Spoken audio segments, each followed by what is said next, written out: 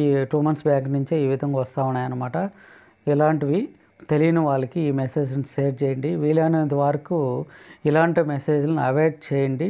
ఇలాంటి లింకులని డౌన్లోడ్ చేయకండి.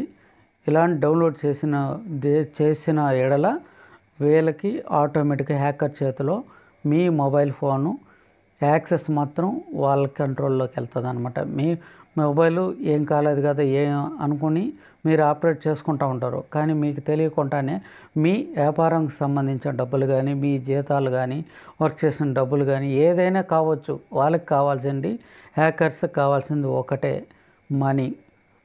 హ్యాకర్స్కి వాళ్ళ అవతల ఉన్న వ్యక్తి మిడిల్ క్లాసా, లోయర్ క్లాసా, హై క్లాసా అనేది చూడడు. వాడికి కావాల్సింది మనీ.